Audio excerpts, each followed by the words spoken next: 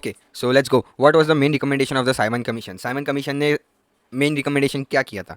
सो उनका main recommendation था कि government establishment of responsible government in provinces, provinces में एक रिस्पॉन्सिबल गवर्नमेंट बनाई जाए। पूना पैक्ट के अंदर क्या हुआ था? पूना पैक्ट के अंदर महात्मा गांधी और बी आर अम्बेडकर के बीच में एक समझौता हुआ था, जिसके अंदर बेसिकली जो डिप्रेस क्लास है, ठीक है, वो डिप्रेस क्लास को है ना रिजर्वेशन मिले, ठीक है। पूना पैक्ट में वो हुआ था। Who among the following held the law portfolio in the first cabinet of free India? ठीक है, लॉ पोर्टफोलियो किसने लिया था? सबको मालूम है, डॉक्टर आम्बेडकर सर ने, ठीक है। कौन सा act is associated with the creation of high Indian high commission in London? ठीक है, सो कौन सा एक्ट था? Government of India act 1919। Basically इसके पीछे का लॉजिक क्या है? ठीक है, 1990 के अंदर इंडियन हाई कमीशन क्यों बना? 1947 के अंदर तो हमने आज़ादी ले ली थी। चार्टर एक्ट के अंदर तो जस्ट ईस्ट इंडिया कंपनी से एबॉलिशमेंट लिया था, तो और 92 के अंदर काउंसिल्स की बातें हो रही है। So government of India act 1919। Among the following कौन से पार्ट है इंटरिम कौन से पार्ट नहीं है इंटरिम गवर्नमेंट के? ठीक है, कौन है जो इंटरिम गवर्नमेंट के पार्ट नहीं है? लियाकत अली खान, सी गोपाल राजन, आसफ अली, मौलाना अबुल कलाम आज़ाद।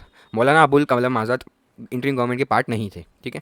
कौन से एक्ट के अंदर Indian Christians and Anglo Indians को सेपरेट इलेक्टोरेट मिला था?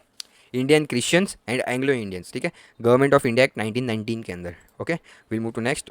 सो which act for the first time created a separate central legislative council in India? कौन से एक्ट ने सेपरेट लेजिस्लेटिव काउंसिल चालू किया था इंडिया के अंदर? गवर्नमेंट ऑफ इंडिया एक्ट 1935 नहीं, इंडियन काउंसिल एक्ट ऑफ 1861 नहीं, charter act of 1853, charter act of 1853। जिस टाइम पे ईस्ट इंडिया कंपनी का टोटल अबॉलिशमेंट हुआ था, चार्टर एक्ट ऑफ 1853, वही टाइम पे सेंट्रल लेजिस्लेटिव काउंसिल का इस्टेब्लिशमेंट हुआ था, ऐसे याद रख सकते हैं। Which act abolish the system of double government in India? Double government का सिस्टम अबॉलिश कब हुआ था? ठीक है, government of India act 1858, charter act of 1853, Indian council act of 1909, government of India act 1919। So according to me government of India act 1858, ठीक है। वो was the Indian जिसने पोर्टफोलियो वाइसरॉय एग्जीक्यूटिव काउंसिल का पकड़ा था, ठीक है, सत्येंद्र प्रसाद सिन्हा सर, ठीक है। ये फैक्चुअल क्वेश्चन है, इसके पीछे कुछ लॉजिक नहीं है। Which act provided a federal court in India? Federal court किसने दिया था? According to fact government of India act नहीं, इंडियन इंडिपेंडेंस एक्ट नहीं, गवर्नमेंट ऑफ इंडिया एक्ट 1935 ने फेडरल कोर्ट का इस्टेब्लिशमेंट किया था। यही गवर्नमेंट ऑफ इंडिया एक्ट 1935 के थ्रू ही हमें हमारा कॉन्स्टिट्यूशन मोस्टली दिखता है, ठीक है। कौन सा एक्ट ने इंट्रोड्यूस किया था? British possession in India. British का पॉसेशन कौन सा एक्ट के अंदर हुआ था?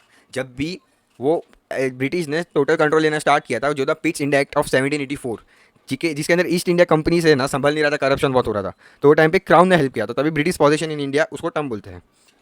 Which act extended the trade monopoly? कौन सा एक्ट ने trade monopoly east India company की 20 साल से बढ़ा दी थी?